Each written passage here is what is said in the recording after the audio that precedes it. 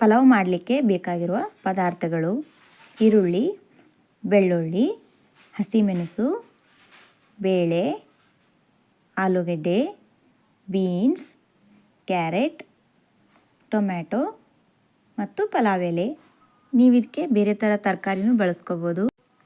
ಆಮೇಲೆ ಸ್ವಲ್ಪ ಮಸಾಲೆ ಐಟಮ್ಸ್ನ ಎತ್ತಿಟ್ಕೊಳ್ಳಿ ಮುಂಚೆನೇ.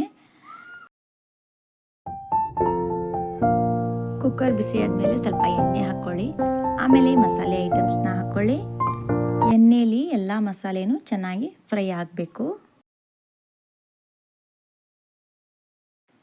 ಫ್ರೈ ಎಲ್ಲ ಆದಮೇಲೆ ಬೆಳ್ಳುಳ್ಳಿ, ಸ್ವಲ್ಪ ಕರಿಬೇವಿನ ಸೊಪ್ಪು ಹಾಕ್ಕೊಳ್ಳಿ.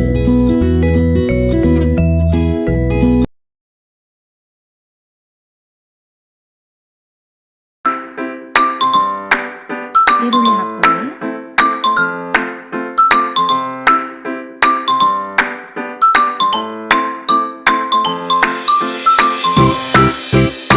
ಬೇಳೆ ಹಾಕಿ.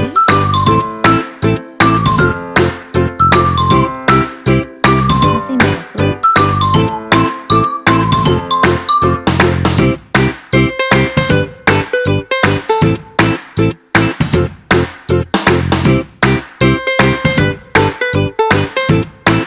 ಟೊಮ್ಯಾಟೊ,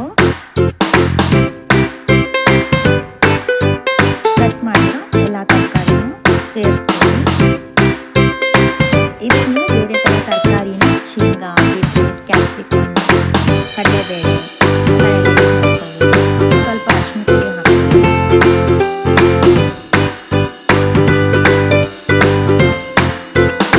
ತೊಳೆದು ಅಕ್ಕಿನ ಸ್ವಲ್ಪ ಕುಕ್ಕರ್ಗೆ ಹಾಕ್ಕೊಂಡು ಆಮೇಲೆ ಸ್ವಲ್ಪ ಸ್ಪೂನಿಂದ ತಯಾರಿಸಿ. ಅದಕ್ಕೆ 2 ನಿಮಿಷ ಆದಮೇಲೆ ನೀವು ಅದಕ್ಕೆ ತಕ್ಕಷ್ಟು ನೀರು ಹಾಕಿ ಸ್ವಲ್ಪ ಸಕ್ಕರೆ ಹಾಕ್ಕೊಳ್ಳಿ. ಆಮೇಲೆ ಸ್ವಲ್ಪ ರುಚಿಗೆ ತಕ್ಕಷ್ಟು ಉಪ್ಪು ನೋಡ್ಕೊಂಡು ಹಾಕ್ಕೊಳ್ಳಿ, ಯಾಕೆಂದರೆ ಮಸಾಲೆ ಹಾಕಿರ್ತೀರಲ್ವ. ಆಮೇಲೆ ಪಲಾವ್ ಎಲೆ ಹಾಕಿ ಕುಕ್ಕರ್ನ ಕ್ಲೋಸ್ ಮಾಡಿ 2 ರಿಂದ 3 ವಿಸಿಲ್ನ ಬಿಟ್ಬಿಡಿ.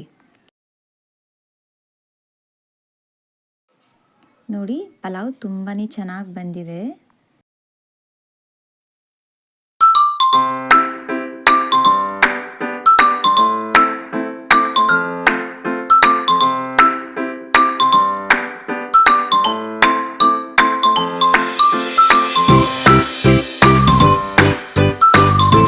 ತರಕಾರಿ ಪಲಾವ್ ರೆಡಿ ಆಗಿದೆ.